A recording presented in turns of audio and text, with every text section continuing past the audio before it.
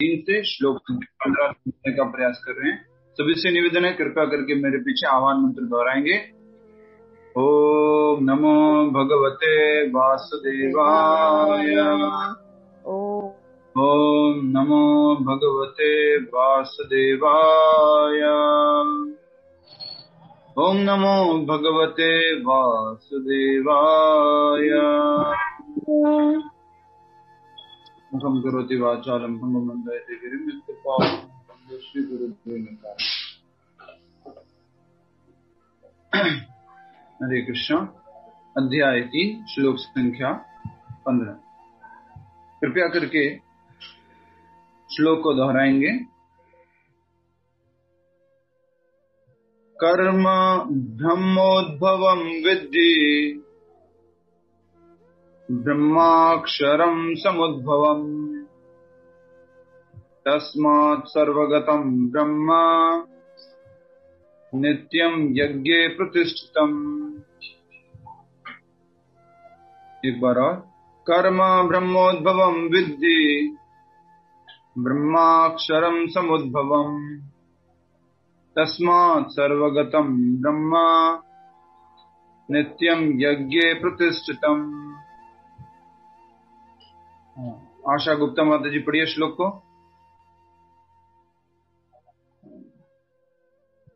पढ़िए। हरे कृष्णा प्रभु जी। कर्म ब्रह्मोद्भवं विद्धि ब्रह्माक्षर समुद्भवम् तस्मात् सर्वगतं ब्रह्म नित्यं यज्ञे प्रतिष्ठितम्। बहुत अच्छा। माइक म्यूट कर दीजिए। सभी से निवेदन है, वीडियो ऑन करके बैठिए, अपनी नोटबुक लेके बैठिए, भगवत गीता लेके बैठिए। हरे कृष्ण। अनुवाद सभी लोग दोहराएंगे। वेदों में नियमित कर्मों का विधान है और ये वेद साक्षात श्री भगवान पर ब्रह्म से प्रकट हुए हैं। फलतः सर्वव्यापी ब्रह्म यज्ञ कर्मों में सदा स्थित रहता है। बहुत अच्छा। अब देखिए, बहुत ही महत्वपूर्ण बात है, इसको समझना है और इसको पिछले श्लोक से पूरा जुड़ा हुआ है तो उसको कनेक्ट करना है। पिछला श्लोक में क्या बताया था, कौन बताएगा? जीवन चक्र का हमने टाइटल दिया था। विनीता जी बताइए, आज क्या टाइटल दिया है? आज का टाइटल नहीं पता है प्रभु जी। हरे कृष्ण। अपने कल हमने बताइए। कल हमने समझा कि हर जीव अन्न पे निर्भर रहता है। हाँ, और अपना नियत आवश्यक है। और आगे बताइए ना, उसके आगे क्या है विनीता जी? हर जीव अन्न पर निर्भर रहता है। फिर मतलब अन्न, जमीन, अन्न से वो सब बताऊं प्रभु जी? अन्न जो है वर्षा से होता है, वर्षा हाँ। जो है यज्ञों से होती है, यज्ञ से होता है, जो है नियत कर्मों से होता है। हाँ, तो ये हमने कल समझा था। जैसे कि ये पूरी एक दूसरे से कनेक्टेड चेन है। ये करेंगे तो ये होता है, ये करेंगे तो ये होता है, ये करेंगे तो ये होता है। ठीक है। अब हमने समझा था यज्ञ नियत कर्मों से उत्पन्न। ठीक है। कल कहाँ पे एंड हुआ? नियत कर्मों पर। अब आगे बताया जा रहा है आज से नियत कर्म कहाँ पर बताए गए हैं। हम सबका प्रश्न रहता है ना, क्या करना चाहिए, क्या नहीं करना चाहिए, नियत कर्म क्या है, क्या अच्छा है। तो भगवान बता रहे हैं यहाँ पे, कर्म ब्रह्मोद्भवम विद्धि ब्रह्माक्षरम समुद्भवम। वेदों में नियमित कर्मों का विधान है। अब आप में से कौन बता सकता है वेद शब्द का अर्थ क्या होता है? वेद शब्द का अर्थ क्या होता है, हम बताएंगे?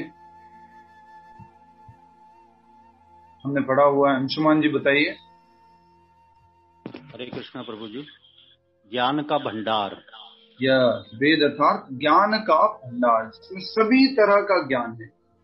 और आपकी जानकारी के लिए वेदों में 90% कह रहा हूं मैं, ठीक है, याद रखिएगा, वेदों में 90% कर्म कांड का ज्ञान है। कितना? 90%। उसके बाद में ज्ञान कांड, उसके बाद में उपासना कांड और उसके बाद में थोड़ा सा कुछ है, वो क्या है, भक्ति के बारे में। तो वेदों को पढ़ करके हम डायरेक्टली भक्ति को नहीं प्राप्त कर सकते, क्योंकि वेदों में ज्यादातर क्या है, कर्म कांड के बारे में बताया गया है। इसलिए भगवत गीता को कहा गया है भक्ति की पुस्तक। भक्ति बताई गई है इसमें, वेदों का सार बताया गया है इसमें। सार होता है ना, सार कितना होता है, बहुत ज्यादा होता है, थोड़ा होता है, थोड़ा। हाँ, जैसे दूध आता है तो दूध का सार क्या है, लास्ट में देखेंगे तो घी, तो घी तो थोड़ा सा ही होता है, दूध इतना सारा होता है। तो उसी प्रकार से वेदों का सार जो है वो क्या है, भक्ति, और वो थोड़ा सा वेदों में बताया गया है, पर वो अलग अलग जगह पर बताया गया है। तो वेद का अर्थ हो गया ज्ञान का भंडार, और उस वेदों में बताया गया है नियत कर्म। नियत कर्म मतलब क्या हो गया, ब्राह्मण, क्षत्रिय, वैश्य, शूद्र, ब्रह्मचारी, गृहस्थ, वानप्रस्थ, संन्यास, 4 वर्ण और 4 आश्रम में रहते हुए जो कर्म करने हैं उसको क्या कहेंगे, नियत कर्म। और बाकी बहुत सारे नैतिक कर्मों के बारे में भी बताया गया है।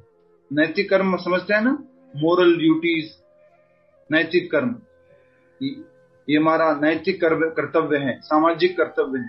पहले ये स्कूल में बच्चों की किताबें होती थी, नैतिक शिक्षा की किताब, सामाजिक की किताब, लेकिन आजकल ये जो किताबें हटा दी गई है, कुछ कुछ नया चीजें आ गया है।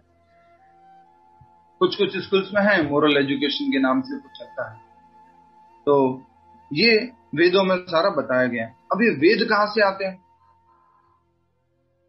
मैं पूछूंगा लास्ट में, किसी से भी पूछ सकता हूँ, पूरी की पूरी चेन बताइए, ठीक है। तो वेद कहां से आते हैं, बोल रहे हैं वेद साक्षात श्री भगवान पर ब्रह्म से प्रकट हुए हैं। वेद भगवान श्री कृष्ण से प्रकट, ब्रह्माक्षर समुद्भवम, भगवान कृष्ण से, पर ब्रह्म से ये वेद प्रकट हुए। फलतः सर्वव्यापी ब्रह्म, तस्मात् सर्वगतम ब्रह्म, नित्यम यज्ञ प्रतिष्ठितम। नित्यम का अर्थ क्या है, शाश्वत रूप से हरेक नियत कर्म में भगवान होते हैं। समझ में आया, हरेक नियत कर्म में भगवान होते हैं। अब मैं आपसे पीछे से पूछना चाहूंगा, ठीक है, पीछे से चेंज चालू कीजिए, पीछे से जो आज हमने श्लोक पढ़ा है वहां से बैक टू फ्रंट जाना है। कौन बताएगा बैक टू फ्रंट में, यस, विभा जैन माता जी बताइए, बैक टू फ्रंट, पीछे से आगे। जी मुझे क्वेश्चन समझ में नहीं आ रहा। कल हमने 14 नंबर श्लोक पढ़ा, आज 15 नंबर श्लोक पढ़ा। 15 नंबर श्लोक में पहले देखा ये हमारे नियत कर्म कहाँ बताए गए, वेदों में बताए गए। वेद भगवान से प्रकट होते हैं और भगवान हर एक कार्य में नियत कर्म उपस्थित रहते हैं। मेरा प्रश्न है पीछे से आगे की तरफ जाइए इस चेन के अंदर।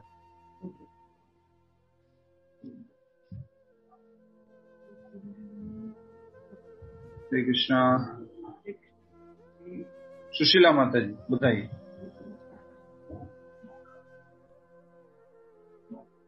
हरे कृष्णा प्रभु जी। हरे कृष्णा, बताइए माता जी। प्रभु जी, हम सभी लोग अन्न पर आधारित हैं, अन्न खाते हैं, हाँ। अन्न पर आश्रित है, और अन्न है जो वर्षा से आता है प्रभु जी। यहीं से शुरू करना है प्रभु जी, पीछे से शुरू करना है प्रभु। हेलो प्रभु जी, बोलूं प्रभु जी?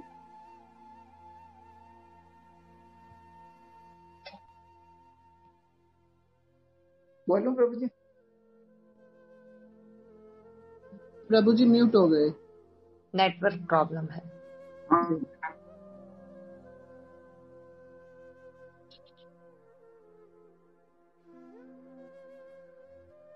प्रभु जी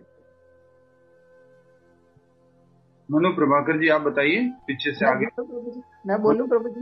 एक मनु प्रभाकर जी, मैं बोलूं प्रभु जी? उसमें सर जितने भी अपने नियमित कर्म होते हैं, वर्णाश्रम धर्म, और जो नैतिक कर्म अपन दिन भर करते हैं, उन सभी कर्मों को ईश्वर देखता है, परम ब्रह्म उसको देखता है। और जो इन सभी कर्मों का जो उल्लेख है वो वेदों में किया गया है, और वेद परम ब्रह्म की नहीं है। मनु प्रभाकर जी आप तो कहा, आप तो नहीं बोल रहे हैं जी, गलत है। मनु प्रभाकर जी, आपको हम कह रहे हैं आप क्यों नहीं बोल रहे हैं? हरे कृष्णा प्रभु जी। आप बोलिए ना, आपको इतनी देर से रिक्वेस्ट कर रहा हूँ। नहीं, वो कोई और बात कर रहे थे इसलिए मैंने नहीं इंटरप्ट किया। प्रभु जी, आप पीछे से आगे जाने की ओर बोल रहे हैं, तो नियत कर्म में जो है वो यज्ञ से किए जाते हैं। नियत कर्म जो यज्ञ द्वारा, और यज्ञ, जी बोलिए। मैं बता देता हूँ। सबसे पहले भगवान हर एक नियत कर्म में उपस्थित होते हैं जी, और ये नियत कर्म जो है वेदों में बताए गए हैं। वेदों में बताए गए। और वेद कहाँ से उत्पन्न होते हैं? भगवान से उत्पन्न होते हैं। ठीक है। और अब ये तो हो गया आगे से पीछे की लाइन। अब पीछे से आगे जाने का बोला है मैंने। तो पीछे सबसे पहले क्या है? भगवान सारे नियत कर्मों में उपस्थित हैं। वेद भगवान से उत्पन्न होते हैं। नियत कर्म वेदों में बताए गए हैं। और नियत कर्मों को करने से यज्ञ होता है। और यज्ञ करने से बारिश होती है। बारिश होती है तो बारिश से अन्न उत्पन्न होता है।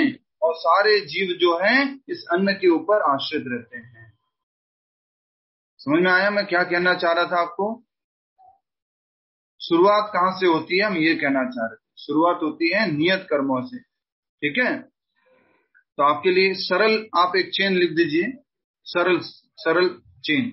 सबसे पहले लिख दीजिए नियत वेद। सबसे पहले लिखिए वेद, फिर उसके आगे लिखिए नियत कर्म, फिर उसके आगे लिखिए यज्ञ, उसके आगे लिखिए वर्षा, उसके आगे लिखिए अन्न, और उसके आगे लिखिए सभी जीव। ठीक है। यस, आशिता जी बताइए। अब आगे से पीछे बताइए जो भी लिखवाया उसमें से।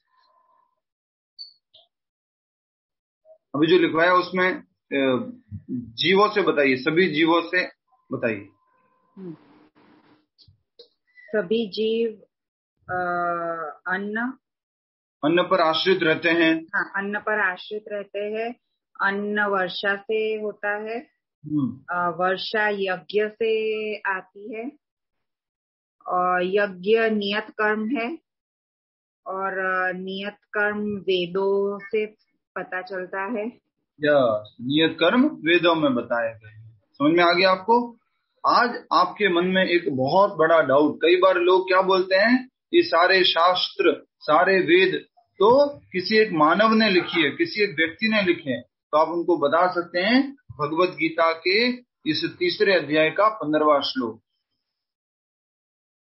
नित्यम यज्ञ प्रतिष्ठितम। भगवान सब यज्ञ में है, नियत कर्मों में है, पर उसके ऊपर लिखा हुआ है ब्रह्मा अक्षरम समुद्भवम। सारे के सारे वेद कहाँ से उत्पन्न होते हैं? भगवान से उत्पन्न होते हैं। इस बात को आपको ध्यान रखना है। ये वेद किसी व्यक्ति के द्वारा नहीं लिखा हुआ है, वेद स्वयं भगवान से उत्पन्न होते हैं। और इसी के रेफरेंस में लिख दीजिए, रेफरेंस 15.15 भगवत गीता, 15वें अध्याय का 15वां श्लोक भगवत गीता। उसमें भी यही बताया गया है, वेदेश्च सर्वेर अहम एव वेद्यो वेदान कृत वेद विद एव चाहम। वेदों की रचना मैंने की है, वेदों के द्वारा मुझे जाना चाहिए, वेदों का लक्ष्य मैं हूँ। भगवान कृष्ण बताते हैं 15वें अध्याय के 15वें श्लोक। ठीक है। अब हम इसी को आगे समझने का प्रयत्न करेंगे तात्पर्य से। आशा करता हूँ आपको ये साइकिल समझ में आ गई है। सुभाषिनी माता जी समझ में आया? सारे नियत कर्म कहाँ पर दिए हुए हैं? वेदों में दिए हुए हैं। वेद कहाँ से आते हैं? भगवान से आते हैं। और वेद भगवान से आते हैं, इसलिए हर एक नियत कर्म के अंदर कौन उपस्थित है?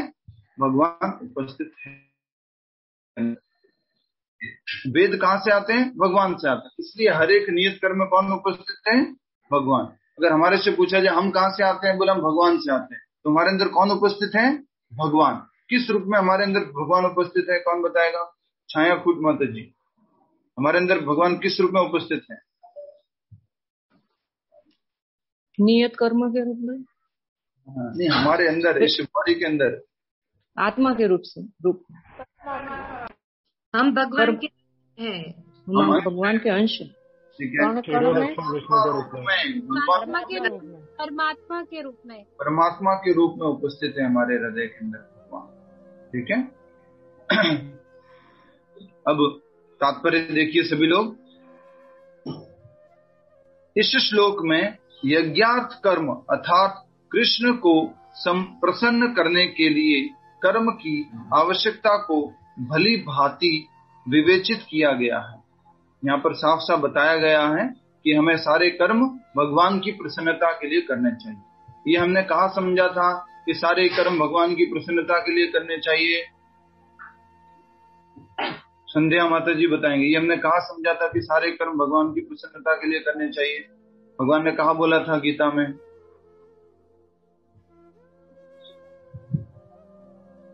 वो तो इम्पोर्टेंट श्लोक है, मैंने बोला भी था, इसको ध्यान रखना है।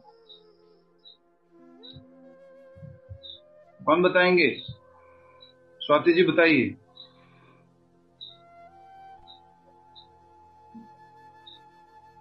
हरे कृष्णा। 9वां श्लोक। यस, हरि बोल, क्या बात। यज्ञार्थात् कर्मणो अन्यत्र लोकोयम कर्म बंधन। हमें सारे कर्म भगवान की प्रसन्नता के लिए करने हैं, विष्णु की प्रसन्नता के लिए करने हैं, नहीं तो कर्म क्या कर देंगे? बांध देंगे। यज्ञार्थात् कर्मणो अन्यत्र लोकोयम कर्म बंधन, बंधन लग जाएगा।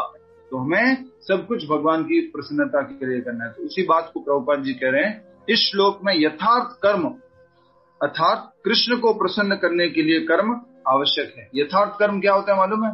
यही कर्म है। यही कर्म है, मतलब भगवान की प्रसन्नता के लिए किया गया ही कर्म है, बाकी कर्म नहीं है। ठीक है। वास्तविक कर्म क्या है? हमारे को जीवन में क्या करना चाहिए? यथार्थ कर्म। यथार्थ कर्म क्या है? भगवान कृष्ण की प्रसन्नता के लिए कर्म करना चाहिए। कर्म की आवश्यकता को भली भांति विवेचित किया गया है। भगवान के लिए हमें कर्म करना चाहिए, इसको यहाँ बताया गया है। यदि हमें यज्ञ पुरुष विष्णु के परितोष के लिए कर्म करना है तो हमें ब्रह्म या दिव्य वेदों से कर्म की दिशा प्राप्त करनी होगी। क्या करना है? परितोष। परितोष मतलब प्रभुपाद जी इसको लिखते हैं इंग्लिश में। प्रभुपाद जी ने लिखा है, if we have to work for the satisfaction of Yajna Purusha, भगवान की संतुष्टि के लिए। ये पारितोष नहीं है, ठीक है ना। हमारी इच्छा किसमें रहती है? पारितोष में। पारितोष क्या होता है? उपहार, राइट। तो यहाँ पे कहा जा रहा है यज्ञार्थ कर्म। यज्ञार्थ जी, यज्ञार्थ कर्म कि आप जो यथार्थ कर्म यज्ञार्थ कर्म यज्ञ दोनों को आप बराबर कर दीजिए। यज्ञार्थ कर्म यथार्थ कर्म। क्यों? क्योंकि हमारा वास्तविक कर्म क्या है? कृष्ण की प्रसन्नता के लिए ही कर्म करना, वही रियल कर्म है। तो बिल्कुल आपने सही इसको पढ़ा है। इसको लिखा हुआ है यज्ञार्थ कर्म, मतलब कि भगवान के लिए कर्म करना। यज्ञ कौन है? यज्ञ कौन है? भगवान विष्णु, उनकी प्रसन्नता के लिए कर्म करना। तो हमारे जीवन का वास्तविक कर्म क्या है? भगवान कृष्ण की प्रसन्नता के लिए कर्म करना। इसलिए मैंने यज्ञार्थ को यथार्थ और यथार्थ को कृष्ण कर्म, कृष्ण प्रसन्नता के लिए बताया। ठीक है, थैंक यू। आप लोगों ने पढ़ा तो सही कि क्या लिखा हुआ है, नहीं तो जस्ट कंटिन्यू आगे जा रहे थे। यदि हमें यज्ञ पुरुष विष्णु के परितोष के लिए कर्म करना है, मतलब कि उनकी संतुष्टि के लिए कर्म करना है, तो हमें ब्रह्म या दिव्य वेदों में कर्म की दिशा प्राप्त करनी होगी। तो हमें ब्रह्म या दिव्य वेदों से क्या करनी होगी? कर्म की दिशा प्राप्त करनी होगी। तो हमें भगवान से या भगवान के द्वारा दिए गए शास्त्रों से डायरेक्शन लेनी होगी कि हमें कैसे काम करना है उनकी संतुष्टि के लिए। समझ में आ गया? ठीक है, नेक्स्ट। इसको एक सरल उदाहरण से समझाना चाहूंगा। मान लीजिए एक आप एक हरे कृष्णा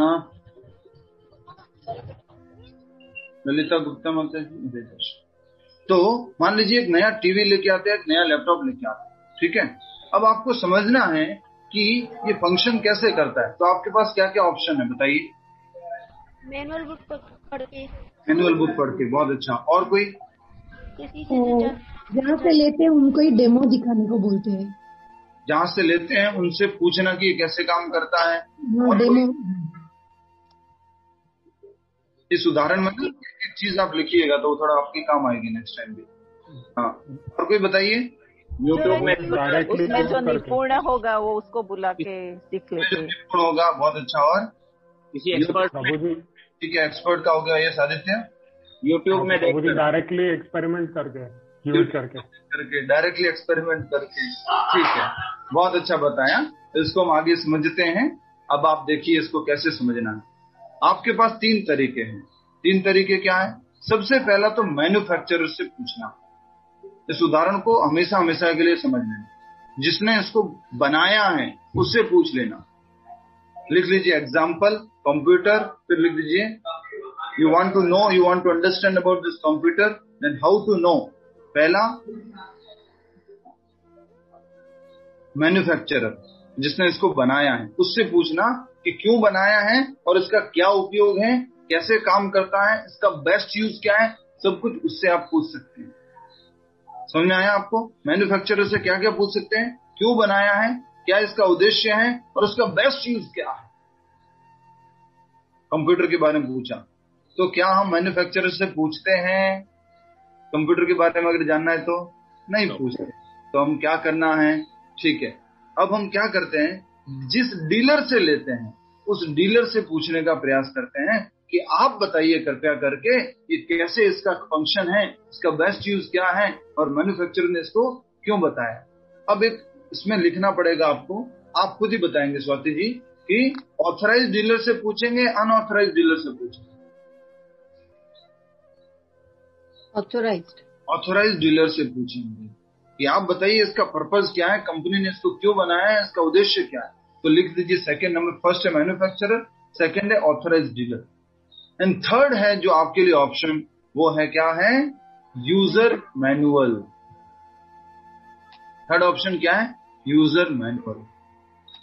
ठीक है, यूजर मैनुअल को पढ़ करके उसको समझना क्यों बनाया है और उसमें जो इंफॉर्मेशन दी गई है उससे ये समझना उसका बेस्ट यूज क्या है।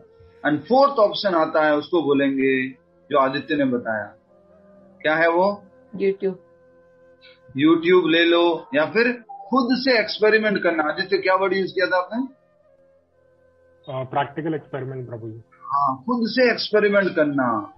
तो कल हमने आपको समझा था, अब बताइए आदित्य जो तरीका बोल रहे हैं यूट्यूब से समझना या खुद अपने दिमाग लगाना, कल हमने 2 तरीके बताए थे ज्ञान प्राप्त करने के। ये कौन से तरीके में आता है शीतल जी? कौन से तरीके में आता है?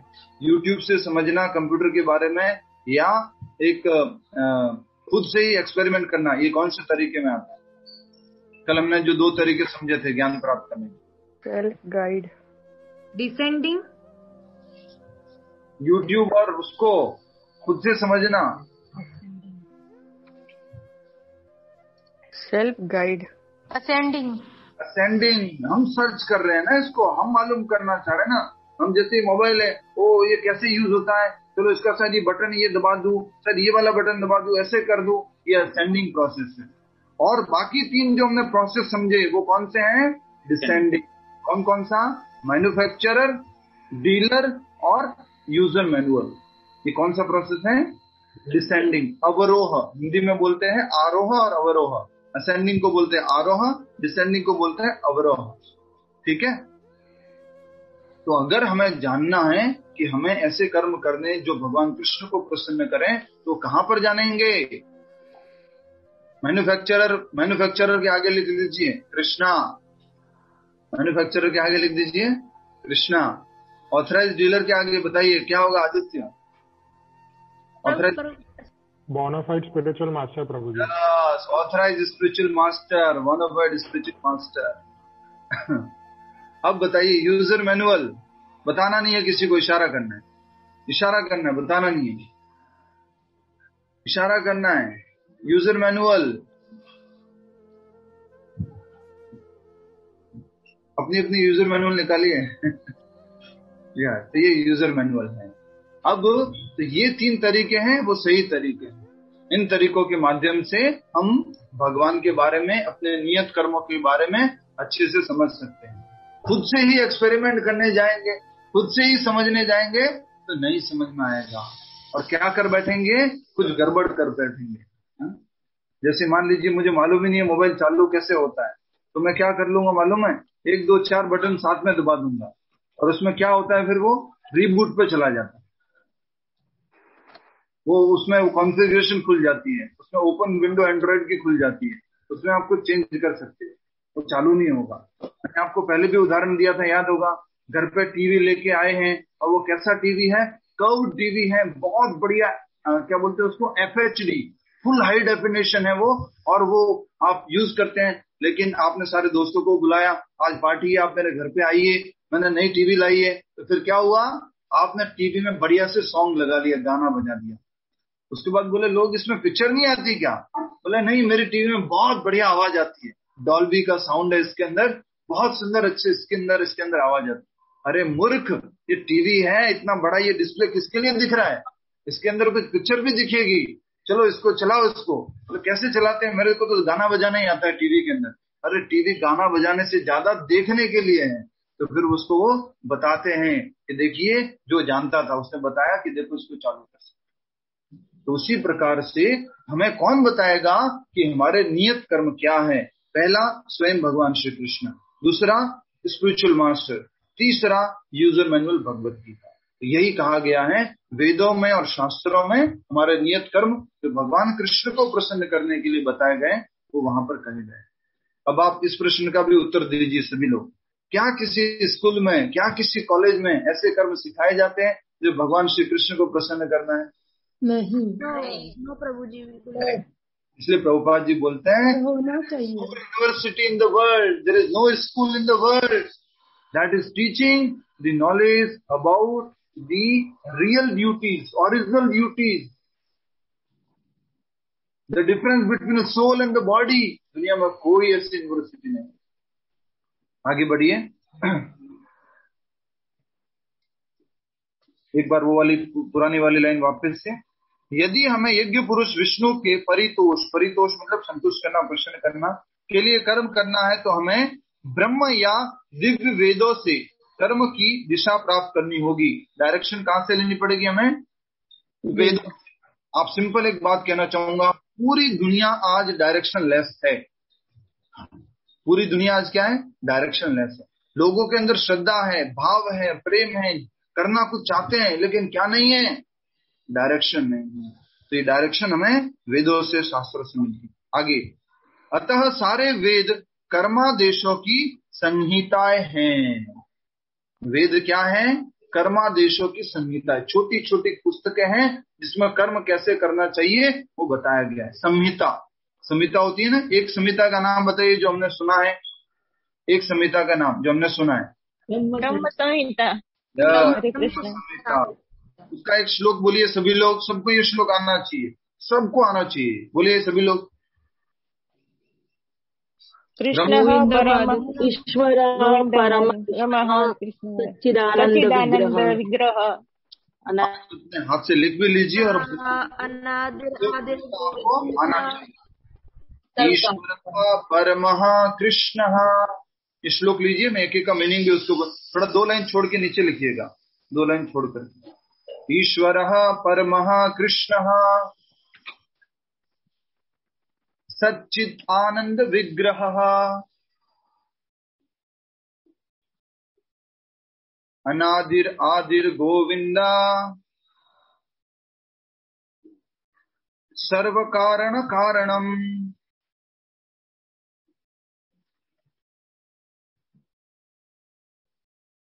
लिख लिया आपने? वापिस बोलो। ईश्वरः परमः कृष्णः सच्चिदानंद विग्रहः अनादिर आदिर गोविंदा सर्व कारण कारणम। बहुत सुंदर श्लोक है ये, सबने लिख लिया? अब एक एक का मीनिंग लिख दीजिए, वर्ड टू वर्ड मीनिंग इसका, उसके ऊपर एरो करके लिख सकते हैं। ईश्वर कंट्रोलर, हिंदी में नियंत्रक, ईश्वर का। परमः सुप्रीम, हिंदी में लिख देंगे परम। कृष्ण भगवान कृष्ण।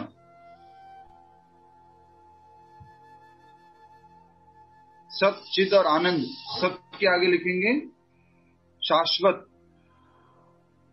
चित के आगे लिखेंगे पूर्ण ज्ञान, आनंद के आगे लिखेंगे आनंद। ठीक है, सच्चिद आनंद। विग्रह स्वरूप, विग्रह के लिख लीजिए स्वरूप। प्रभु जी आनंद का क्या है? आनंद का आनंद ही बोला है, आनंद का आनंद ही बोला है, ठीक है, आनंद का आनंद ही बोला है। फिर से बोल दूंगा मैं एक बार, अभी पहले लिख दीजिए। अनादिर आदिर गोविंदा, अनादि मतलब लिख दीजिए बिगिनिंग लेस, जिनकी शुरुआत नहीं होती कभी। अनादि आदिर, आदिर का लिख दीजिए ओरिजिनल सोर्स।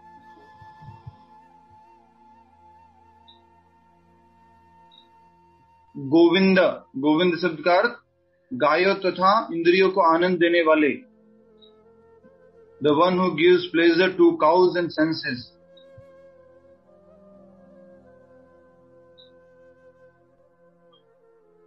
सर्व मतलब सभी, कारण कारणों, सभी वस्तुओं, सर्व कारण कारणम, इसको इंग्लिश में लिखें कारण को कॉज। सर्व ऑल कॉज, कारण is cause and all causes, कारणम सर्व कारणम, ऑल कॉज कॉजेस, ठीक है,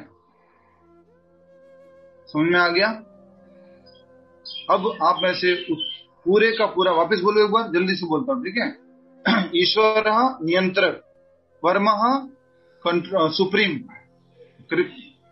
ईश्वर परम कृष्ण भगवान कृष्ण, सच्चिदानंद, सत का मतलब है शाश्वत, चिद का मतलब है पूर्ण ज्ञान, आनंद का मतलब आनंद, इंग्लिश में लिखेंगे सत को इटर्नल, चिद को लिखेंगे फुल ऑफ नॉलेज और आनंद को लिखेंगे ब्लिस। विग्रह स्वरूप, अनादिर आदिर गोविंद, अनादि मीन्स जिनका कोई शुरुआत नहीं है, आदि जो सबकी शुरुआत है, ओरिजिनल है, गोविंद गायों तथा इंद्रियों को आनंद देने वाले, सर्व सभी, कारण कारणम कारणों के कारण है, कारणों के कारण है, ठीक है। अच्छा अब बताइए, आप में से एक भक्त से पूछना चाहूंगा मैं जल्दी से, संगीता मुलेवा जी बताइए क्या अर्थ होता है पूरे के पूरे श्लोक का। हरे कृष्ण प्रभु जी, कृष्ण भगवान ही सभी सुप्रीम कंट्रोलर है और सभी कारणों के कारण है, और उनकी कोई शुरुआत नहीं है, कोई अंत नहीं है, वो सदा के लिए कृष्ण भगवान ही है। और तो कृष्ण भगवान जी प्रभु जी, अंत शब्द क्यों दिया? अंत शब्द मैंने कहीं पे बोला है? नहीं, अंत नहीं बोला प्रभु जी, सॉरी सॉरी प्रभु जी। एक एक शब्द का अर्थ बोलिए, उसके बाद में हेडिंग भी चल जाए। सॉरी यस, पूरा बोलिए। ये शीतल जी बोलेंगे। श्री कृष्ण भगवान ही सभी सुप्रीम कंट्रोलर है और शाश्वत है और पूर्ण ज्ञानी है और आनंदमय है और स्वरूप भी वही है और बिगिनिंगलेस है, ओरिजिनल सोर्स है और सभी कारणों के कारण है। यस, स्वाति जी क्या नाम है, शीतल जी बोल दीजिए एक बार। ईश्वरः परमः कृष्णः सच्चिदानंद विग्रह, अनादारि आदिर गोविंदा सर्व कारण कारणम, नियंत्र अनादि आदिर अनादि गोविंदा। हाँ ठीक है, बताइए क्या अनुवाद है। नियंत्रक सुप्रीम परम और भगवान श्री कृष्ण सच्चिदानंद स्वरूप है, जिसकी कोई शुरुआत नहीं होती है, वो ओरिजिनल सोर्स है, गायों तथा इंद्रियों को सुख देने वाले हैं, आनंद देने वाले हैं, सभी वस्तुओं के कारणों के कारण श्री कृष्ण भगवान ही है।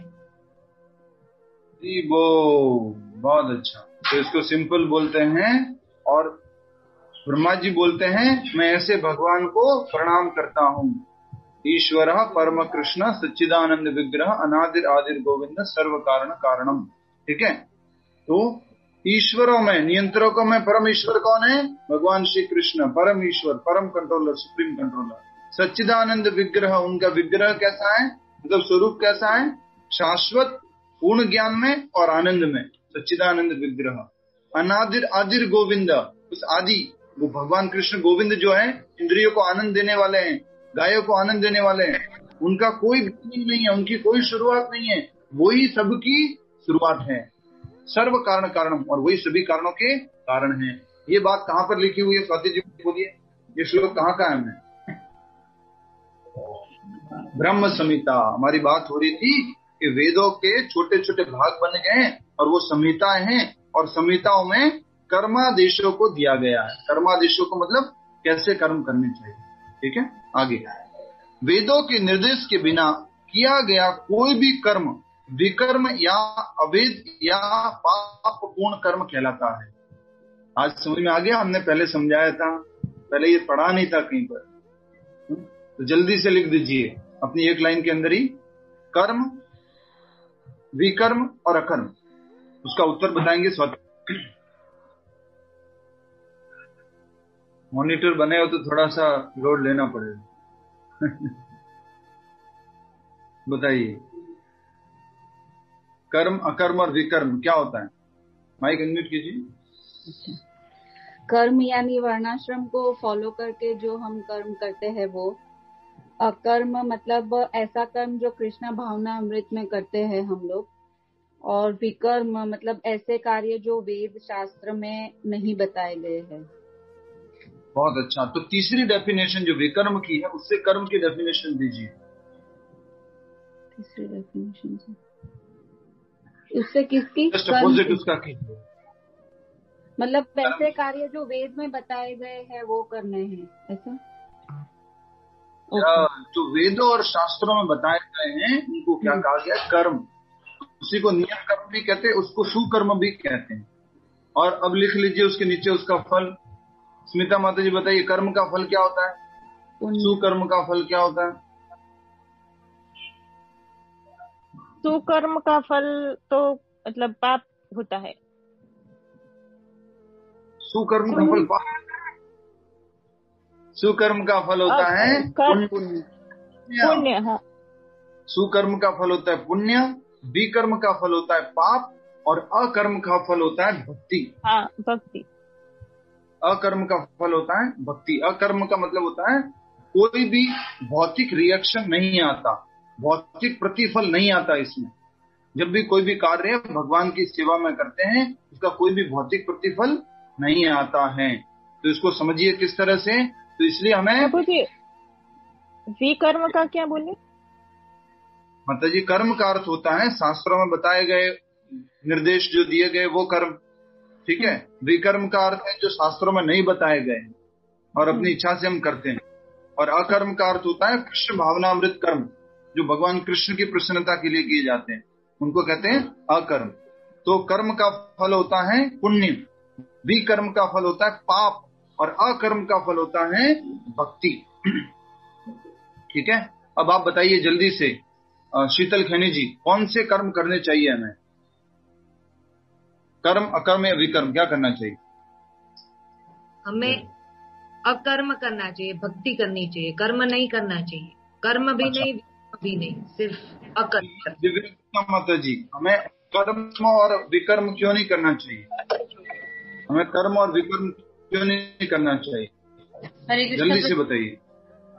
कर्म करेंगे तो प्रभु जी हम बंधन में फंस जाएंगे। कर्म हमें पुण्य में लगाएंगे और हम बंधन में फंस जाएंगे। और विकर्म करेंगे तो हमें पाप लगेगा, जिससे हम नरक की योनि में, निम्न योनियों में, लोअर देन एनिमल लाइफ में पहुंच जाएंगे। बहुत अच्छा। कर्म और विकर्म दोनों हमें बंधन में डालता है। एक पुण्य के बंधन में डालता है तो पाप के बंधन में डालता है। समझ में आ गया आपको? तो भक्त को कौन सा कर्म करना है? कृष्ण कर्म, अकर्म। बिल्कुल क्लियर है आदित्य? ठीक है। नेक्स्ट, साफ साफ लिखा हुआ है, ये आपके क्विज में प्रश्न आएगा, इसको अंडरलाइन कर लीजिए। अवैध कर्म या विकर्म किसे कहते हैं? कर्म, अकर्म और विकर्म किसे कहते हैं, प्रश्न आएगा, ये अंडरलाइन कर लीजिए। वेदों के निर्देश के बिना किया गया कोई भी कर्म विकर्म या अवैध पाप पूर्ण कर्म कहलाता है। कोई आप में से आप तो लॉयर है ना आदित्य, आप बताइए अवैध कर्म किसे कहते हैं? सिटी की लैंग्वेज में, नेशन की लैंग्वेज में, सॉरी नेशन की लैंग्वेज में, भारत देश की लैंग्वेज में या फिर सिटी की लैंग्वेज में अवैध कर्म किसे कहते हैं? जो भी लॉ द्वारा ऑथराइज ना किया जाए वो अवैध कर्म कंसिडर किया जाएगा। जो हमारे कॉन्स्टिट्यूशन में नहीं है उस कार्य को करते हैं तो उसको क्या बोलते हैं? अवैध कर्म करते हैं। जो संविधान में नहीं दिया गया है तो उसको कहा जाता है अवैध कर्म। उसी प्रकार से जो शास्त्रों में नहीं दिए गए उसको क्या कहा गया है? अवैध कर्म। जल्दी से बताइए 4 मुख्य अवैध कर्म क्या है? लीना पटेल माता जी, 4 मुख्य अवैध कर्म क्या है जो प्रभुपाद जी ने बोला नहीं करना है? माइक अनम्यूट करके बोलिए लीना माता जी।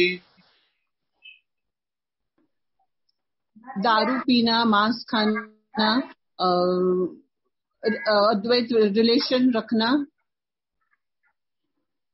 और एक और इशारा करके बता दिया। चोरी करना, जुआ खेलना, सॉरी जुआ खेलना, intoxication, gambling, meat eating and illicit sex. ये 4 जो है महान अवैध कर्म है जो हमें नहीं करने चाहिए। प्रभुपाद जी ने इस्कॉन में बैन किया गया 4 कर्म। कई बार लोग बोलते हैं इस्कॉन में तो सब लोग ड्रिंक करते हैं ना, सभी लोग वो नशा करते हैं ना, इस्कॉन में तो हुक्का लेते हैं, LSD वगैरह लेते हैं इस्कॉन में। तो कैसे? नहीं, वो मूवी आई थी ना, हरे कृष्णा हरे रामा दम मारो दम, वो मूवी आई थी ना, उसमें तो ऐसे दिखाया गया था। तो लोग प्रभुपाद जी के बारे में जाने नहीं, इस्कॉन के बारे में जाने नहीं और ऐसे बोलते। प्रभुपाद जी ने शुरुआत में ये 4 नियम बताए हैं, no meat eating, no gambling, no intoxication, no illicit sex. ये 4 नियम बताए गए। तो ये 4 मुख्य क्या है? अवैध कर्म। 4 मुख्य क्या है? ये विकर्म। आगे बढ़िए। जिस प्रकार सामान्य जीवन में राज्य के निर्देश के अंतर्गत कार्य करना होता है, उसी प्रकार भगवान के परम राज्य के निर्देशन में कार्य करना चाहिए। ये आगे लिखा हुआ तो मुझे मालूम ही नहीं, क्या बात है। अरे तो जैसे राज्य में कर्म करते हैं हम राज्य के निर्देश के अनुसार, उसी पर भगवान का परम राज्य है, उनके अंडर में कार्य करना चाहिए। वेदों में ऐसे निर्देश भगवान के श्वास से प्रत्यक्ष प्रकट होते हैं। अब आप लिख लीजिए आपकी जानकारी के लिए, वेद भगवान की वाणी है, वेद भगवान के श्वास से प्रकट होते हैं। ब्रीदिंग, वेद कहां से प्रकट होते हैं? भगवान के श्वास से प्रकट। प्रभु जी ब्रह्मा जी नाभि से प्रकट होते हैं, वेद श्वास से प्रकट होते हैं। कैसे कैसे समझे इन सबको? इसलिए वो भगवान है, हम अपना दिमाग लगा के नहीं समझ सकते।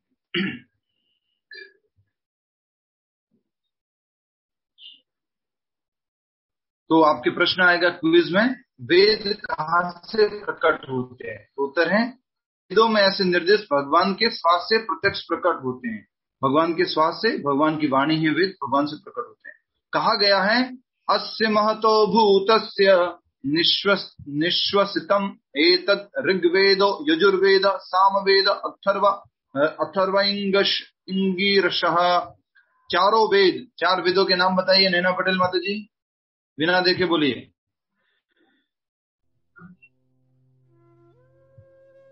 माइक अनम्यूट करना है जी। हरे कृष्ण प्रभु जी। ऋग्वेद, अथर्ववेद, सामवेद और अर्जुवेद। यस, ऋग्वेद, यथर्ववेद, सामवेद और यजुर्वेद। तो यहाँ पर कहा गया है कि इस चारों के चारों वेद भगवान की वाणी है, भगवान से प्रकट होते हैं, भगवान के श्वास से प्रकट होते हैं। आगे कहा गया इसके अंदर श्लोक के बाद, ऋग्वेद, यजुर्वेद, सामवेद तथा अथर्ववेद भगवान के श्वास से उद्भूत हैं। ये कहाँ कहा गया है? ब्रह्मणादर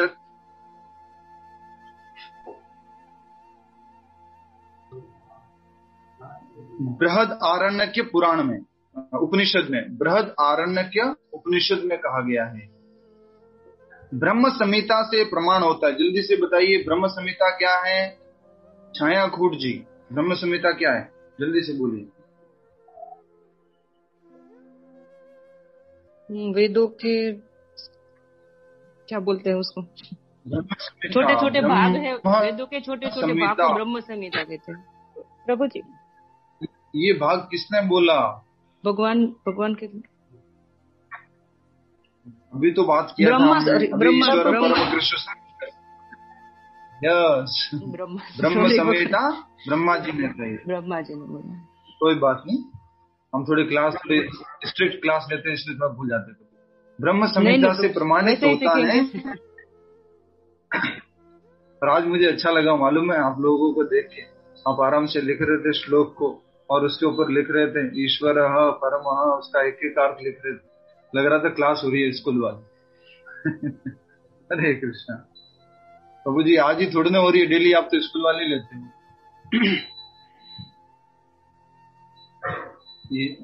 ऋग्वेद, यजुर्वेद, सामवेद तथा अथर्ववेद भगवान के श्वास से उद्भूत हैं और ब्रह्म संहिता में प्रमाणित होता है कि सर्वशक्तिमान होने के कारण भगवान अपने श्वास के द्वारा बोल सकते हैं। अपनी प्रत्येक इंद्रिय के द्वारा अन्य समस्त इंद्रियों के कार्य संपन्न कर सकते हैं।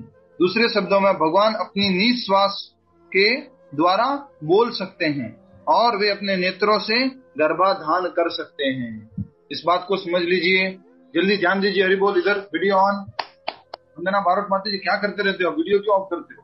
मनु प्रभाकर जी, वंदना गुप्ता जी, यहाँ पर जो बात बताई गई है उसको पहले समझाता हूँ, फिर वापस पढ़ेंगे। भगवान की एक इंद्रिय दूसरी इंद्रिय का कार्य कर सकती है। ये कहाँ पर बताया गया है? ब्रह्म संहिता में। क्या श्लोक है? अंगानि यस्य सकलेन्द्रिय वृत्तिमन्ति पश्यन्ति पान्ति कलयन्ति चिरं जगन्ति आनंद चिन्मय सदा उज्ज्वल विग्रहस्य गोविंदमादि पुरुषम तमहं भजामि। ब्रह्मा जी कहते हैं अंगानि यस्य सकलेन्द्रिय, सकल मतलब सारी इंद्रियां दूसरी इंद्रिय का काम कर सकती है। One sense is interchangeable, every sense is interchangeable. समझ में आया आपको क्या मतलब हुआ उसका? हाथ किसका काम कर सकता है? देखने का। कान किसका काम कर सकता है? खाने का। जीभ किसका काम कर सकती है? सूंघने का। भगवान की हर एक इंद्रिय इंटरचेंजेबल, इसलिए भगवान को बोला गया ओमनीपोटेंट, ओमनीप्रेजेंट, मोस्ट पावरफुल। ये भगवान है, कृष्ण है, उनकी हर एक इंद्रिय दूसरे इंद्रिय का काम कर सकती है। माता जी, नैना माता जी, समझ में नहीं आया ना? एक इंद्रिय भगवान की दूसरी इंद्रिय का काम कर सकती है। जैसे कि कभी देखा है नाभि से कोई बच्चा पैदा हुआ? देखा है? ब्रह्मा जी की उत्पत्ति कहां से हुई? नाभि से हुई। भोजन कहां से खाते हैं? मुंह से खाते हैं। भगवान आंखों से देख के खा लेते हैं। आपको जो भोग लगाते हैं ना, उसको देख के दृष्टि डालते हैं, उसको खा लेते हैं। लिखा हुआ उदाहरण लिया हुआ यहाँ पे देखिए। और एक और उदाहरण दिया है, भगवान ने दृष्टि डाल करके गर्भपात किया, किसी को गर्भधान करवाया। गर्भाधान वो किसका? प्रकृति का। मात्र देखा था, ग्लांस किया था। हम तो खाली बोलते ही हैं कि तुम इतना ऐसे देखते हो कि बस, बट भगवान ने तो देखा ही ऐसे कि क्या हो गया? गर्भाधारण हो गया उनका, प्रकृति का। और उसे फिर आगे यूनिवर्स बने, ब्रह्मांड बने। ठीक है, तो एक इंद्रिय भगवान की दूसरी इंद्रिय का कार्य कर सकती है, इसलिए कहा गया ब्रह्म संहिता में। अब पढ़िए इस लाइन को, अब समझ में आ जाएगा। ब्रह्म संहिता में प्रमाणित होता है कि सर्वशक्तिमान होने के कारण भगवान अपने श्वास के द्वारा बोल सकते हैं। श्वास के द्वारा बोल सकते हैं, मतलब कि वेद कहां से आए? तो वेदों को भगवान की वाणी बोला गया है। तो श्वास आ रही है, उसको वाणी कैसे बोलेंगे? क्योंकि भगवान श्वास से बोल भी सकते हैं। एक इंद्रिय दूसरे, इसलिए वो भगवान है, याद रखना। जब भी ये डेफिनेशन किसी नास्तिक को बताओगे ना भगवान की, भगवान आंखों से जो है खा सकते हैं, जीभ से वो सूंघ सकते हैं, वो क्या बोलेगा? इम्पॉसिबल। क्यों? क्योंकि हम सोचते हैं कि भगवान तो ऐसे होंगे हमारे जैसे, हमारा जो एक्सपीरियंस है ना वैसे ही होंगे। आंखों से मात्र देख सकते हैं, कानों से मात्र सुन सकते हैं, जीवा से मात्र स्वाद ले सकते हैं, ऐसे व्यक्ति होंगे। नहीं, भगवान परम पुरुषोत्तम है, पूर्ण पुरुष है। वो अपनी एक इंद्रिय से दूसरी इंद्रिय का कार्य कर सकते हैं। इसलिए जब ये डेफिनेशन वगैरह ये सब बताई जाती है तो मॉडर्न लोग क्या बोलते हैं? ये सब क्या है? किताबें बोलिए, जल्दी बोलिए। माइथोलॉजी, मिथ है, ये झूठा है। और इसलिए ये लोग हमेशा हमेशा, अच्छे से समझिए इस बात को, हमेशा हमेशा भगवान के निराकार स्वरूप को स्वीकार करते हैं। कौन से स्वरूप को स्वीकार करते हैं? निराकार। एक व्यक्ति ऐसे कैसे कर सकता है? एक व्यक्ति अंगुली पे गोवर्धन उठा लेगा, एक व्यक्ति की नाभि से ब्रह्मा जी उत्पन्न हो जाएंगे, एक व्यक्ति जो है उसके श्वास लेने से वेद उत्पन्न हो जाएंगे। एक व्यक्ति ऐसे कैसे कर सकता है? इसलिए वो निराकार में विश्वास करता है। अब समझ में आ गया आपको? ब्रह्म संहिता से प्रमाणित होता है कि सर्वशक्तिमान होने के कारण भगवान क्या है? सर्वशक्तिमान। इंग्लिश में क्या लिखा हुआ? इंग्लिश बुक कौन यूज कर रहा है? सर्वशक्तिमान का क्या लिखा है? All powerful. इंग्लिश बुक कौन यूज कर रहा है? माइक अनम्यूट करके बोलिए। Omnipotent. Yes, so lord is सर्वशक्तिमान, omnipotent, so he can interchange his senses. Next तो उदाहरण भी दिया गया है। भगवान श्वास के द्वारा बोल सकते हैं, अपनी प्रत्येक इंद्रिय के द्वारा अन्य समस्त इंद्रियों के कार्य संपन्न कर सकते हैं। दूसरे शब्दों में भगवान अपनी निःश्वास, खुद की श्वास से बोल सकते हैं और अपने नेत्रों से गर्भाधान कर सकते हैं। प्रकृति का गर्भाधान जो हमने बताया। वस्तुतः यह कहा जाता है कि उन्होंने प्रकृति पर दृष्टिपात किया और समस्त जीवों को गर्भस्थ किया। प्रकृति के ऊपर भगवान ने दृष्टि डाली, दृष्टिपात किया, उससे प्रकृति क्या हो गई? गर्भस्थ हो गई, सारे जीव उनके अंदर आ गए। इस तरह प्रकृति के गर्भ में बद्ध जीवों को प्रविष्ट करने के पश्चात उन्हें वैदिक ज्ञान के रूप में आदेश दिया। अब ये सीरीज चालू हो गई है, तो सीरीज को आप 1 by 1 डैश करके लिख सकते हैं या फिर उसको पेंसिल से आगे एक एक करके बता सकते हैं। सबसे पहले भगवान ने क्या किया? प्रकृति के ऊपर दृष्टि डाली, दृष्टि डाल के जीव उनके अंदर गर्भपात हो गया, और उससे फिर आगे क्या किया भगवान ने? वैदिक ज्ञान के रूप में आदेश दिया, वेद बताए भगवान ने, जिससे वे वापस भगवत धाम को आ सके। भगवान ने वेद क्यों दिए, शास्त्र क्यों दिए? मैंने पहले भी बोला था, कृष्ण भूलिया जीव भोग वांछा करे। कृष्ण को भूल करके जीव क्या कर रहा है? भोग की इच्छा कर रहे हैं। और भगवान तो कितने दयालु हैं। अतः कृष्ण वेद पुराण कहला, भगवान ने वापस वेद पुराण कहे कि तुम इनको पढ़ के मेरे धाम को वापस आ जाओ। हमें तुरंत एकदम से एग्जाम्पल याद आना चाहिए। कौन सा? अमीर बाप का बेटा। ठीक है। हमें यह सदैव स्मरण रखना चाहिए कि प्रकृति के सारे बद्ध जीव भौतिक भोग के इच्छुक रहते हैं। हम सारे लोग क्या करने के इच्छुक हैं? भौतिक भोग। बताइए, जल्दी से बताएंगे मीना माता जी, क्या मतलब होता है भौतिक भोग का मतलब? प्रकृति के सारे। और बद्ध जीव का मतलब क्या? बद्ध जीव का मतलब क्या है? बद्ध जीव का मतलब क्या है? शरीर। बद्ध जीव, हम सब लोग आत्मा हैं और आत्मा इस शरीर के बंधन में आ जाती है, इसलिए उनको क्या कहा जाता है? बद्ध जीव। समझ में आ गया? हम सब लोग इस जीव में, संसार में जितने पेड़ पौधे पशु पक्षी जितने भी है वो सब क्या है? बद्ध जीव। और ये बद्ध जीव जो हैं क्या करने के इच्छुक होते हैं? भोग करने के इच्छुक होते हैं। भोग क्या बताया आपने? इंद्रियों को तृप्त करना, आंखों को अच्छा देखने वाला देखना, कानों को सुनने वाला सुनना, जीभ को खाने वाला खाना, जैसे कर्मेंद्रिय है, जेनिटल और ये सब, उनका भी भोग करना।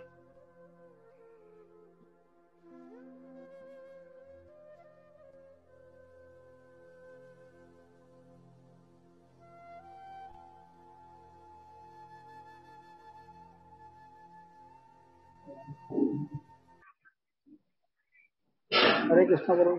हरे कृष्णा। समझ में आ गया ना? सारे जीव क्या है?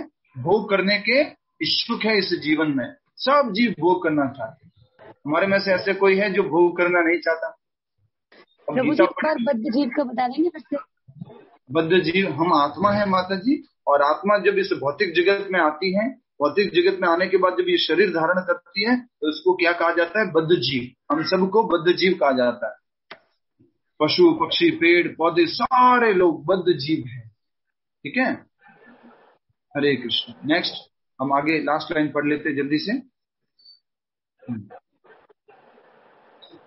किंतु वैदिक आदेश इस प्रकार बनाए गए हैं कि मनुष्य अपनी विकृत इच्छाओं की पूर्ति कर सकता है और तथाकथित सुख भोग पूरा करके भगवान के पास लौट सकता है। इस बात को समझाइए आदित्य जी। इस बात को समझाइए। प्रभु जी, वेदों में जो डायरेक्शंस दी हुई हैं भगवान ने, उन डायरेक्शंस को फॉलो करके कोई भी बद्धजीव आत्मा भगवान के घर वापस जा सकते हैं, भगवान के धाम वापस जा सकते हैं। ध्यान दीजिए, ध्यान। पहला पॉइंट है हमारी विकृत इच्छा है। विकृत इच्छा मतलब सेंस एंजॉयमेंट की इच्छा, भोग की इच्छा। तो वेदों में भोग को पूरा करने की विधि भी बताई है, ठीक है। सेंस एंजॉयमेंट करने की विधि भी बताई है। हमने क्या समझा था श्लोक में? भगवान ने क्या दिया है? देवता दिए हैं, यज्ञ दिए हैं, और इससे यहाँ पर हम क्या रह सकते हैं? अपना भौतिक जीवन में सुखी रह सकते हैं।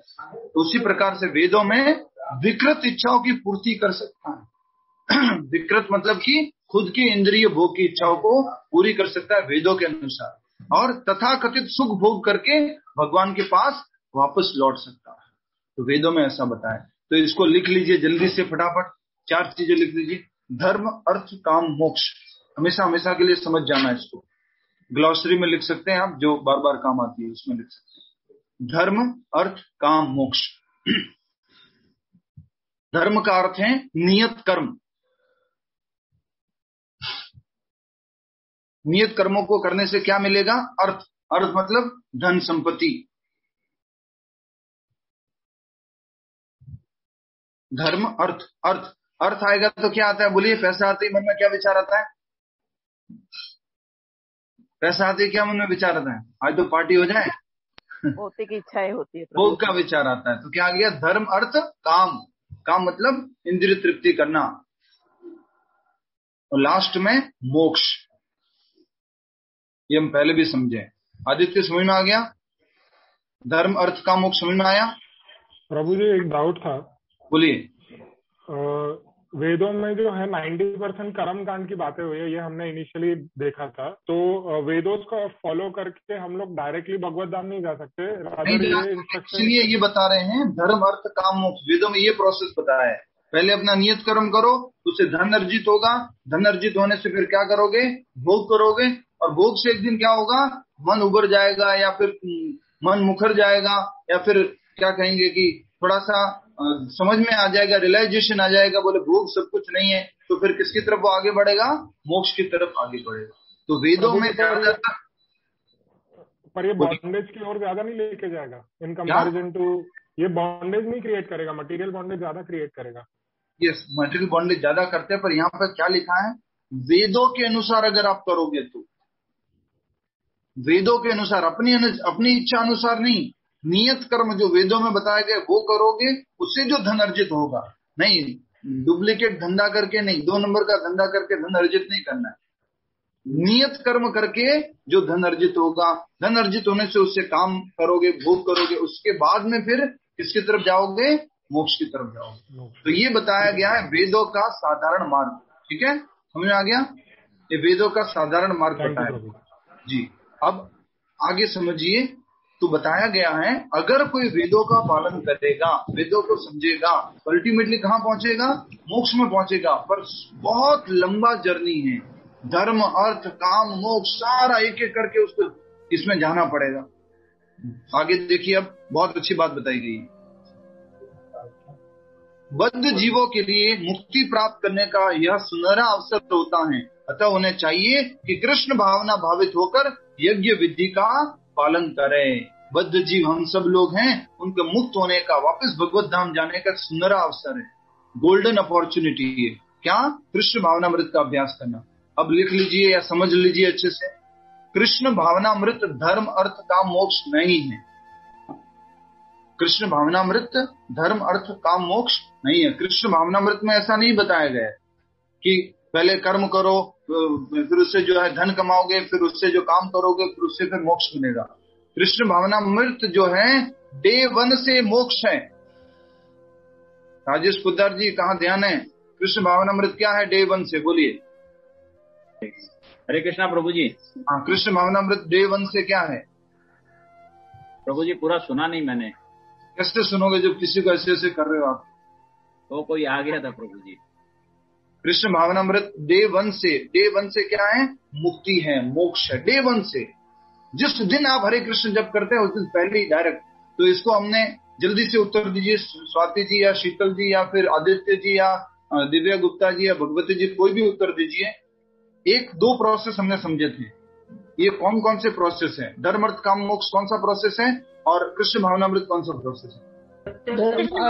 डायरेक्ट प्रोसेस है, धर्म अर्थ काम मोक्ष इनडायरेक्ट भावनामृत भक्ति योग है, और ये है कर्मकांड। एक और रह रहा है, एक और पॉइंट रह रहा है, जल्दी से।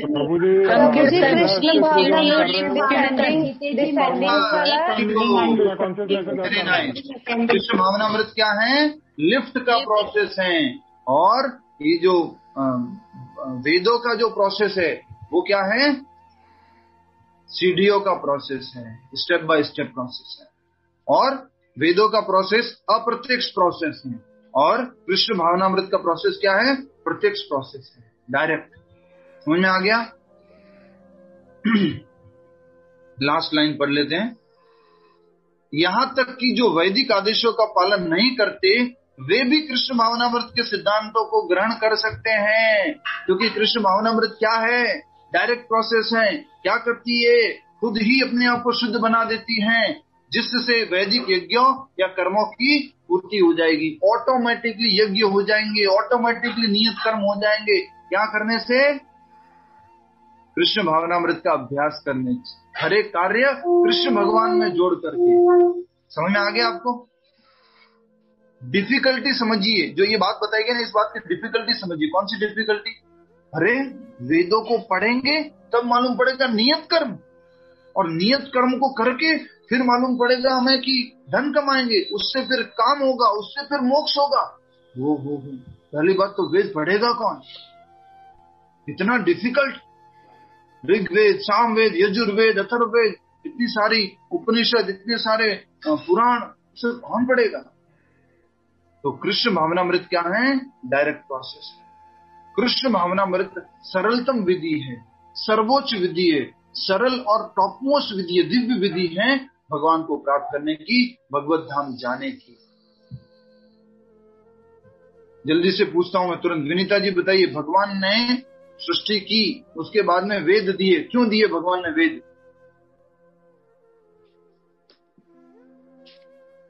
वेद क्यों दिए? वेद मतलब ज्ञान का भंडार, मतलब 4 वेद क्यों दिए भगवान ने? वेद क्यों दिए? कर्मकांड के लिए, साक्षात ब्रह्म की कर्मकांड, नियत कर्म। अरे यहाँ पे बोलिए प्राप्त करने के लिए। मुझे हम अपने प्राप्त करने, उनको फॉलो करके भगवान के पास जाने के लिए। यस, क्या लिखा हुआ देखिए, ज्ञान के रूप में आदेश दिया है जिससे वे भगवत धाम वापस जा सकते हैं। रिटर्न जर्नी का मार्ग बताया भगवान ने अपनी गलती के कारण। हाँ, शिल्पी गुप्ता जी क्या कर रहे हैं? कुरकुरे खा रहे हैं? क्या खा रहे हैं? अरे वापस ऑन कर दिया। ठीक है, तो जैसे कि गलती से हम कुछ पाप कर लिए, अपराध कर लिए, कहाँ पहुंच गए? जेल के अंदर। पर जेल के अंदर क्या बताया गया है? नियम बताए गए, कायदे कानून बताए, बोले ऐसे पालन करोगे तो धीरे धीरे तुरे इस जेल से बाहर निकल जाओ। वैसे ही धीरे धीरे वाला प्रोसेस नहीं है जेल से बाहर निकलने वाला। हमारा वेद का कौन सा प्रोसेस है? धीरे धीरे जेल से बाहर निकलना। लेकिन कृष्ण भावनामृत कौन सा प्रोसेस है? डायरेक्टली बाहर निकलने का। डायरेक्ट कांटेक्ट किससे? आपसा भगवान कृष्ण से, जेलर से नहीं, सीधा राष्ट्रपति से। राष्ट्रपति से कांटेक्ट। राष्ट्रपति के पास आप फोन कर सकते हो घर बैठे बैठे। तो आइए अब हम सब लोग मिलकर राष्ट्रपति को फोन करते हैं। 16 नंबर है उसके, हरे कृष्ण कृष्ण कृष्ण हरे हरे, हरे राम राम राम हरे हरे। और भगवान की एक और ताकत बता देता हूँ आपको, जो आज हमने समझी है। वो आंखों से गर्भ धारण करा सकते हैं। उसी तरह से एक और तारक है, सारे लोग फोन लगाओगे ना एक साथ भगवान को, सारे लोग फोन लगाओगे हरे कृष्ण जप करके, भगवान सबको जवाब देते हैं। आप लगाओगे फोन, पास में मान लीजिए आपके फ्रेंड ने भी हरे कृष्ण जप कर रखा है, ऐसा नहीं आएगा, अभी भगवान व्यस्त हैं, थोड़ी देर बाद आपसे बात करेंगे। ऐसा नहीं होने वाला। भगवान एक समय में कई लोगों से बातें कर सकते, कई काम कर सकते। इसलिए हमने 64 क्वालिटीज जो हमने कृष्ण की समझी है, उसमें क्वालिटी थी दक्ष, एक्सपर्ट जो है एक समय में बहुत सारे काम करने। भगवान क्या करते मालूम है, एक राक्षस के पैर के ऊपर, सर के ऊपर पैर भी रख लेते थे, अपनी सखा के जो बगल है उसके ऊपर हाथ भी रखते थे, साथ में मुरली भी बजा देते थे, गोपियों को टीज भी कर लेते थे, और थोड़ा सा जो जानवर है गाय वगैरह उनको बुला भी लेते थे, एक ही समय में सारे कार्य कर। तो ये है भगवान श्री कृष्ण एक्सपर्ट। आइए अब हम सब लोग मिलकर डायरेक्ट प्रोसेस को फॉलो करते हैं कृष्ण भावनामृत के। डायरेक्टली भगवान श्री कृष्ण परम राष्ट्रपति, परम भगवान, परम नियंत्रक भगवान श्री कृष्ण को फोन लगाते हैं। 16 हमारे बैठे थे और फिर हमने क्या कहा था, मैंने कैमरा ऑफ करके बैठा हुआ,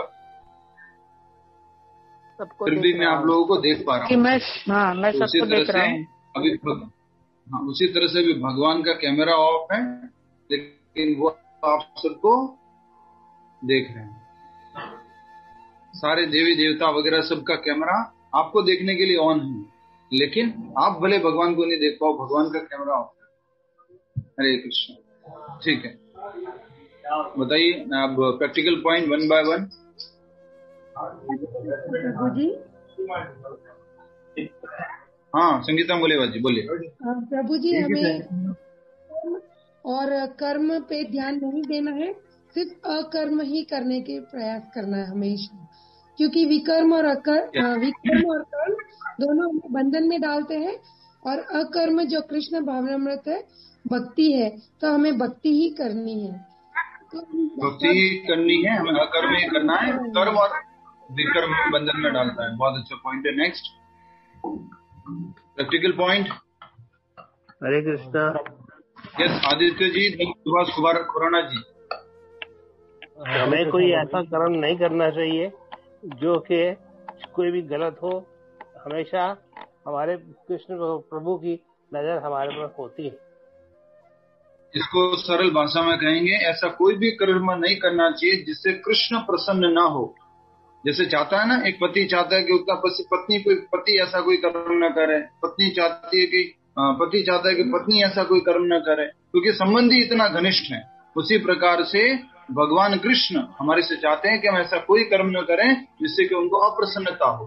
तो हमेशा ऐसे कार्य करने जिससे भगवान प्रसन्न हो। नेक्स्ट। हरे कृष्ण प्रभु जी। हरे कृष्ण।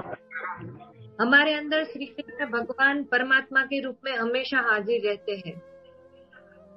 ये तो थ्योरिटिकल पॉइंट हो गया। प्रैक्टिकल पॉइंट क्या हो गया? हमेशा उनका निर्देश में स्वीकार करना है, उनकी गाइडेंस को एक्सेप्ट करना है, परमात्मा की प्रेजेंस को रिकॉग्नाइज करना है। यस आदित्य बोलिए। आदित्य बोलिए। प्रभु जी वैदिक इंजंक्शंस फॉलो किए बगैर अगर हम डायरेक्टली कृष्णा कॉन्शियसनेस में आते हैं तो हमें मोक्ष की प्राप्ति जल्दी हो सकती है। तो हमें क्या करना है?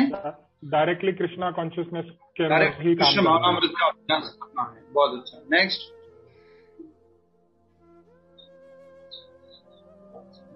हरे कृष्ण प्रभु। हरे कृष्ण। हर चीज को हम एक्सपेरिमेंटेशन से नहीं सीख सकते, इसलिए हमें गुरु, साधु और शास्त्र की हेल्प लेनी चाहिए। वो हर चीज को हम अपने एक्सपेरिमेंटों के द्वारा नहीं समझ सकते हैं, इसलिए गुरु, साधु, शास्त्र, या फिर वो एग्जाम्पल क्या है, manufacturer, authorised dealer and user manual, उनकी मदद लेनी चाहिए। इसका अर्थ क्या है? हमें अवरोह पंथ को पालन करना है, descending way of acquiring knowledge को फॉलो करना है। नेक्स्ट प्रैक्टिकल पॉइंट सभी लोग बोलिए, एक एक करके सबको बोलना है जी। हरे कृष्णा प्रभु जी। हरे कृष्णा प्रभु जी। बोलिए। हमारे शरीर में आवाज आ रही है आपकी, बोलिए अनुष्मान। परमात्मा हमारे शरीर में विद्यमान है, इसलिए हमें सारे कर्म भगवान की प्रसन्नता के लिए करने चाहिए। परमात्मा स्वरूप में हमारे शरीर में विद्यमान है, इसलिए हमें सारे कर्म भगवान की प्रसन्नता के लिए ही करने चाहिए। हरे कृष्ण प्रभु। यस बोलिए। अमृत धर्म अर्थ काम मोक्ष नहीं है, कृष्ण भावनामृत डे 1 से ही मुक्ति है।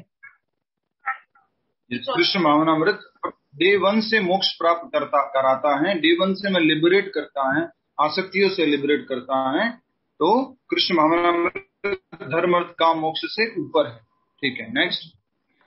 हरे कृष्ण प्रभु जी। हरे कृष्णा। प्रभु जी, हमें स्लो प्रोसेस यानी सीढ़ियों वाला प्रोसेस ना अपना के लिफ्ट का प्रोसेस अपना करके कृष्ण भावना अमृत में रह के मोक्ष की प्राप्ति के लिए प्रयत्न करना चाहिए। या हमें सीढ़ियों का प्रोसेस ना अपना करके लिफ्ट का प्रोसेस अपनाना है, वो है कृष्ण भावना अमृत का। बहुत अच्छा, ठीक है। कोई स्ट्राइकिंग पॉइंट भी हो आपके पास तो बोल सकते हैं, बहुत इम्पोर्टेंट है। बोलिए स्मिता पटेल माता जी। कृष्ण भावनामृत अपना के ही हम बद्ध जीवन से मुक्त हो सकते हैं, इसलिए हमें कृष्ण भावनामृत को अपनाना है, कृष्ण भक्ति के अंदर। बहुत अच्छा। नेक्स्ट सची गुप्ता माता जी। सर्वोत्तम यज्ञ संकीर्तन यज्ञ है, इसलिए हमें नियमित संकीर्तन यज्ञ करना चाहिए, हरे कृष्ण मंत्र का जाप करना चाहिए। संकीर्तन यज्ञ सबसे बड़ा यज्ञ है, इसलिए हमें इस कलयुग में जप यज्ञ संकीर्तन यज्ञ करना चाहिए। आप अपना जप यज्ञ बढ़ा लीजिए अब, ठीक है ना। 1 माला करते हो तो 2 माला कीजिए, 2 माला करते हो 4 माला कीजिए। कल किसने 16 माला किया, हाथ खड़ा कीजिए। हरि बोल एकादशी के दिन किसने 16 किया? वाह, 16 10 कर लिया था। स्वाति जी कितना किया कल आपने?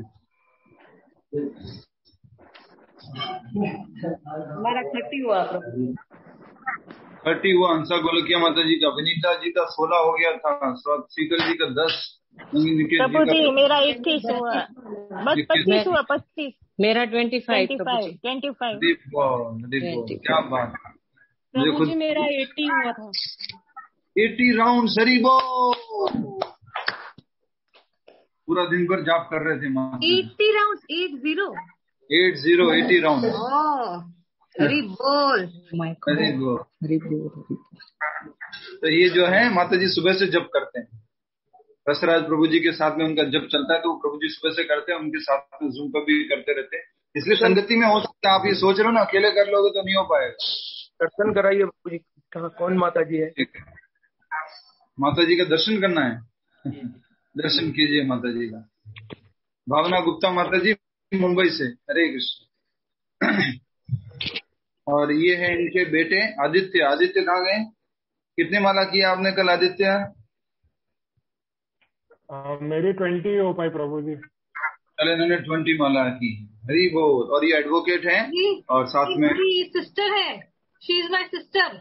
हाँ, ये मेरी सिस्टर है। कौन? अच्छा, आपकी सिस्टर। अच्छा, मतलब नहीं, आप नहीं कह दो ना कि आप भी मुझे भी इसमें स्पॉटलाइट में ले लो। नहीं आप ये कहना चाहते मुझे भी यहाँ ले लो कैमरे के सामने, मेरे भी दर्शन कराओ सबको। हरे कृष्णा। ठीक है, प्रैक्टिकल पॉइंट कोई और रह गया तो बोलिए, नहीं तो हम प्रश्न उत्तर करें। हरे कृष्ण प्रभु जी। हरे कृष्ण। यस प्रभु जी, हमको भगवान से डायरेक्ट कांटेक्ट करने के लिए कांटेक्ट नंबर मिल गया है, जो है महामंत्र। तो हमको इसको कंटिन्यूस करते जाना है, और एक ना एक दिन आएगा जब प्रभु जी हमको भगवान मिलेंगे और जरूर हमको गोलोक धाम बुलाएंगे।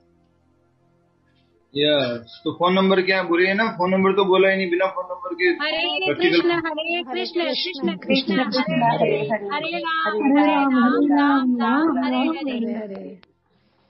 तो डेली खूब फोन लगाया करो, ठीक है ना। कृष्ण को परेशानी नहीं होती, जितनी बार लगाओगे उतनी बार कृष्ण खुश होते हैं। तो खूब फोन लगाया करो, इसका बिल भी नहीं आता है, प्रीपेड पोस्टपेड से भी ऊपर है ये।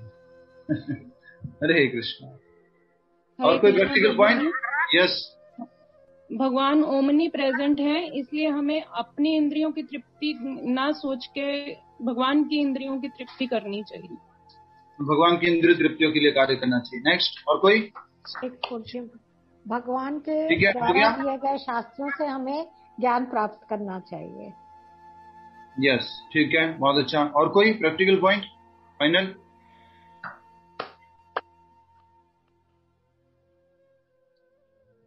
नहीं है कि प्रभु जी हरे कृष्णा। जी माता जी बोलिए। भगवान को असाधारण न समझकर ये समझना चाहिए कि वो सर्वशक्तिमान है, सर्वव्यापक है, और वो एक इंद्री से वो एक इंद्री से अनेक इंद्रियों का कार्य कर सकते हैं। जी बहुत अच्छा। हरे कृष्णा। हमारा प्रैक्टिकल पॉइंट है